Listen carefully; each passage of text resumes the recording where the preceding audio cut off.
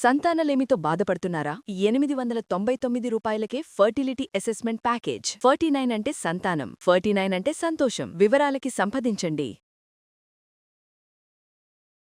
Hello friends, నేను మీ doctor Shruti, consultant, fertility expert, 49 hospitals, LB Nagar branch. Egg freezing, ఎగ్స్ని కూడా ఫ్రీజ్ చేయొచ్చా? ఎగ్స్ ఫ్రీజ్ చేయటం వల్ల ఎంతవరకు అవి పాడవకుండా ఉంటాయి? అండ్ ఈ ఫ్రోజన్ ఎగ్స్ తీసుకొని మళ్ళీ మనం ప్రెగ్నెన్సీ ప్లాన్ చేసుకోవచ్చా? But first of all, why are eggs being freezed? అసలు ఎందుకు ఎగ్ ఫ్రీజ్ చేస్తున్నారు? వీటన్నిటి గురించి చిన్న క్లారిటీ ఇస్తాను మీకు. సో ఎగ్ ఫ్రీజింగ్ని మన సైంటిఫిక్ టర్మినాలజీలో ఊసైడ్ క్రయో ప్రిజర్వేషన్ అంటారు. సో దీనికి మెడికల్ రీజన్స్ ఉండొచ్చు, నాన్ మెడికల్ రీజన్స్ ఉండొచ్చు. మెడికల్ రీజన్స్ వచ్చేసి, ఫర్ ఎగ్జాంపుల్, అమ్మాయి క్యాన్సర్తో బాధపడుతుంది అనుకోండి. క్యాన్సర్కి మనం కీమోథెరపీ, రేడియోథెరపీ అని ట్రీట్మెంట్స్ ఇవ్వాల్సి ఉంటుంది. సో కీమోథెరపీ, రేడియోథెరపీ వీళ్ళకి అప్పటికి ఇంకా పిల్లలు కాలేదు. సో ఇలాంటి వాళ్ళకి ఏంటంటే కీమోథెరపీ ఇచ్చినప్పుడు సివియర్గా ఎఫెక్ట్ అయ్యేవి eggs, because eggs are the most delicate cells in the human body. Eggs and sperms మెన్లో. సో ఈ ఎగ్స్ సివియర్గా డ్యామేజ్ అయిపోయి తర్వాత ఫర్టిలిటీ రెస్టోర్ అవ్వటం చాలా కష్టం.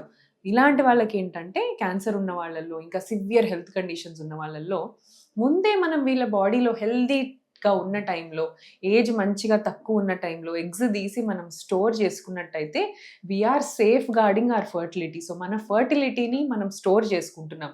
Even though you have a cancer, that cannot prevent you from having a child. So this is the main concept. అసలు actually egg freezing కనుక్కున్నది క్యాన్సర్ పేషెంట్స్ గురించి. కానీ దీన్ని ఇప్పుడు ఏంటంటే అందరూ వాళ్ళ కన్వీనియన్స్ కోసం, ఫ్లెక్సిబిలిటీ ఫర్ దేర్ కెరియర్, వాళ్ళ మ్యారేజ్ ఏజ్, వాళ్ళ పార్ట్నర్ చూస్ చేసుకోవడంలో తీసుకునే టైం కానీ, లేదా మ్యారేజ్ అయిన తర్వాత పిల్లలు కనటానికి డిలే చేసే దానికి కానీ యూజ్ చేసుకుంటున్నాను. So this is called social egg freezing. అంటే వాళ్ళ నాన్ మెడికల్ రీజన్స్. మీకు అప్పుడే కెరియర్లో ఇంకా సెటిల్ కాలేదు and you don't want to become pregnant. Pregnancy వస్తే మీరు కెరియర్లో కొద్దిగా వెనుకబడతారనే ఆలోచన ఉన్న వాళ్ళు ఏంటంటే వీళ్ళు కూడా ముందే before their age runs out వాళ్ళు ఎగ్స్ ఫ్రీజ్ చేసుకుంటా ఉంటారనమాట.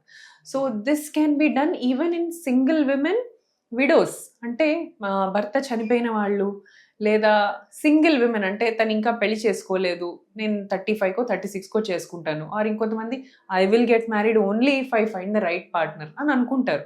ఆ ఆలోచనలో తప్పులేదు, కానీ దానివల్ల మీరు ఫర్టిలిటీ కాంప్రమైజ్ చేసుకునే అవసరం లేదు.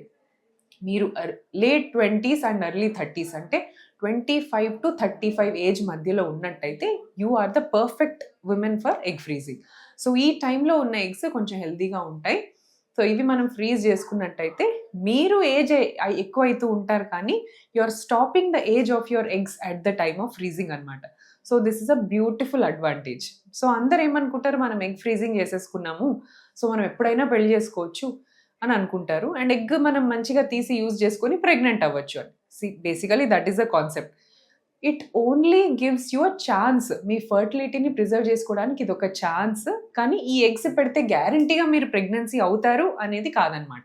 So it is not a confirmation that you will become pregnant, but మీరు ఎగ్స్ పెట్టుకుంటే మీరు కాన్ఫిడెంట్గా ఉంటారు ఏ స్టెప్ తీసుకోవడానికైనా that your fertility is preserved అని. సో ఇది ఒక మెయిన్ థింగ్. ఎప్పుడు కానీ మనం ఎగ్ ఫ్రీజింగ్కి వెళ్ళే ముందు మన ఎగ్స్ ఎన్ని ఉన్నాయి బాడీలో స్కాన్లో తెలుసుకోవటము, తర్వాత ఏఎంహెచ్ టెస్ట్ చేసుకొని ఓవరాల్గా ఎగ్ రిజర్వ్ మన బాడీలో ఎంత ఉంది ఇవి కనుక్కోవడం చాలా important. So when your AMH is good, more than 2, and your scan shows 6 ovaries, 6 eggs on each ovary అన్నప్పుడు ఐడియల్గా ఫ్రీజ్ చేసుకోవడం మంచిదన్నమాట.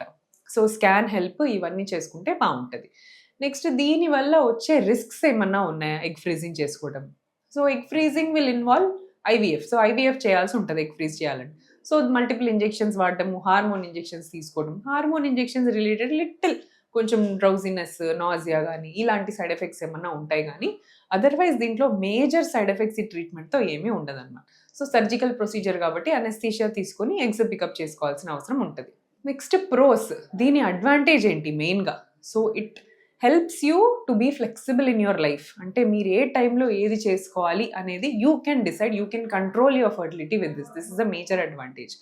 సో నెక్స్ట్ వచ్చేసి ఫర్టిలిటీ రిలేటెడ్, మీకు ఏజ్ పెరుగుతున్న కొద్దీ అప్పుడు ప్రెగ్నెన్సీ ప్లాన్ చేశారనుకోండి, అదే గుడ్లతోని abnormal babies పుట్టడము, down syndrome baby పుట్టడం, తర్వాత ఇవన్నీ ప్రాబ్లమ్స్ రావచ్చు. బట్ మీరు ముందే ఎగ్స్ తీసుకుంటే ఈ రిస్క్ డెఫినెట్లీ తగ్గిపోతుంది.